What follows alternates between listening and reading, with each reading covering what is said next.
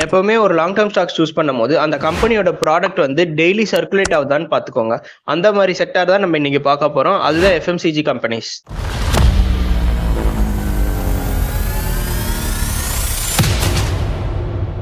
ஃபர்ஸ்டா பார்க்க போறது எல்டி ஃபுட்ஸ். இவங்க வந்து மில்லிங் பிசினஸ்ல என்கேஜா இருப்பாங்க. அடுத்தது வந்து பிராண்டட் அண்ட் நான் பிராண்டட் பாஸ்மதி ரைசஸ்ல வந்து மார்க்கெட்டிங் பண்ணி ப்ராசஸ் பண்ணிட்டு இருக்காங்க. ரைஸ் ஃபுட் ப்ராடக்ட்ஸ் வந்து மேனுஃபேக்சர் பண்ணி டொமஸ்டிக் மார்க்கெட்டுக்கும் ஓவர்சீஸ் மார்க்கெட்டுக்கும் அனுப்பிட்டு இருக்காங்க. இவங்களோட மெஜாரிட்டி ஆஃப் த ரெவன்யூ வந்து பாத்தீங்கன்னா பாஸ்மதி அண்ட் அதர் ரைசஸ்ல வந்து 84%, ஆர்கானிக் ஃபுட்ஸ்ல வந்து 9%, ஹெல்த்ல வந்து 2%, அதர்ஸ்ல வந்து 5% கண்டெயின் பண்ணிட்டு இருக்காங்க. கரண்ட் மார்க்கெட் பிரைஸ் வந்து பாத்தீங்கன்னா 295 கிட்ட ரன் ஆயிட்டு இருக்கு. மார்க்கெட் கேப் வந்து 10,258 crores கிட்ட இருக்கு.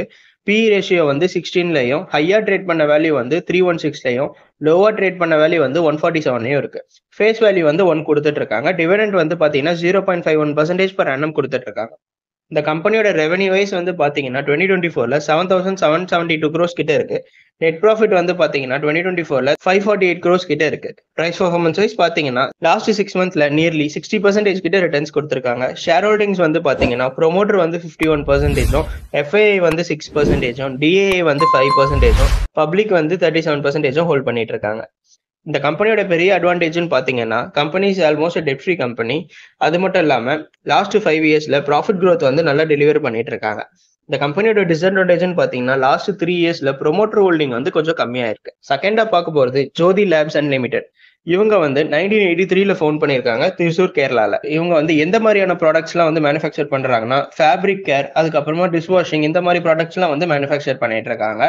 கம்பெனி வைஸ் வந்து பாத்தீங்கன்னா உஜாலா, ஹென்கோ, மிஸ்டர் ஒயிட் இந்த மாதிரி கம்பெனிஸ்லாம் வந்து ப்ரொடியூஸ் பண்ணிட்டு இருக்காங்க. மார்க்கெட் வைஸ் வந்து பாத்தீங்கன்னா உர்பன்ல வந்து 60%, ரூரல்ல வந்து 40%, revenue from the modern trade வந்து 10% ப்ரொவைட் பண்ணிட்டு இருக்காங்க.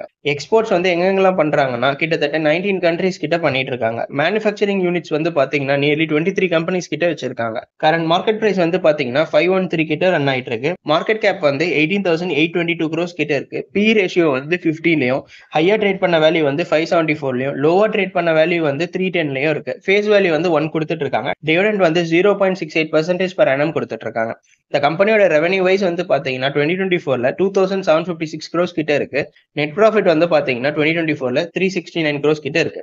பிரைஸ் பர்ஃபார்மன்ஸ் வைஸ் பாத்தீங்கன்னா லாஸ்ட் 1 இயர்ல நியர்லி 30% கிட்ட ரிட்டர்ன்ஸ் கொடுத்திருக்காங்க. இந்த கம்பெனியோட ஷேர் ஹோல்டிங்ஸ் வந்து பாத்தீங்கன்னா ப்ரோமோட்டர் வந்து 62%, எஃப்ஐஐ வந்து 15%, டிஏஐ வந்து 14%, பப்ளிக் வந்து 7% ஹோல்ட் பண்ணிட்டு இருக்காங்க.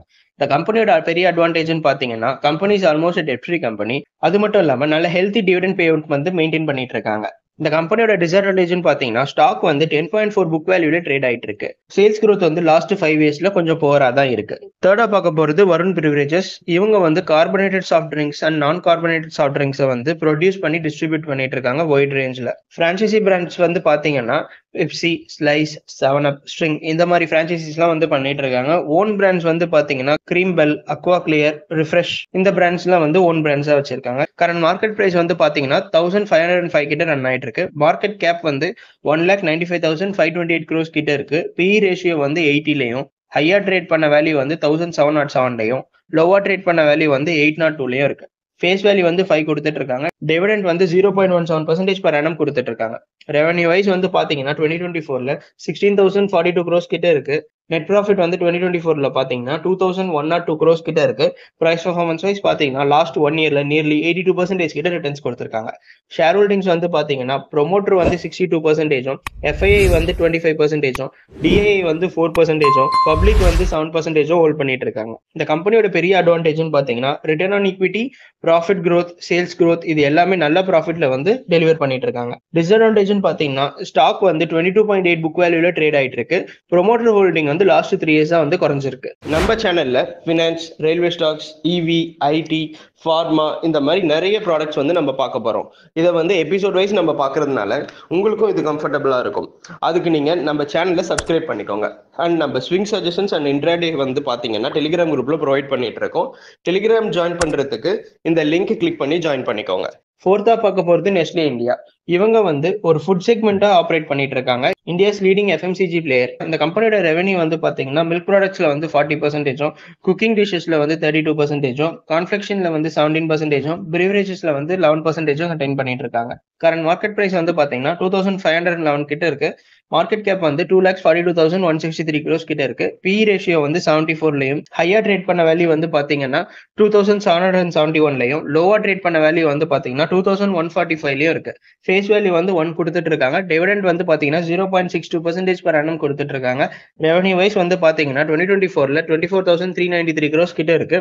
நெட் ப்ராஃபிட் வந்து 2024ல பாத்தீங்கன்னா 3,932 crores கிட்ட வந்திருக்கு. பிரைஸ் பர்ஃபார்மன்ஸ் வைஸ் பாத்தீங்கன்னா லாஸ்ட் 1 இயர்ல நியர்லி 12% கிட்ட ரிட்டர்ன்ஸ் கொடுத்திருக்காங்க. ஷேர் ஹோல்டிங்ஸ் வந்து பாத்தீங்கன்னா ப்ரொமோட்டர் வந்து 62%, எஃப்ஐஐ வந்து 12%, டிஐஐ வந்து 9%, பப்ளிக் வந்து 16% ஹோல்ட் பண்ணிட்டு இருக்காங்க.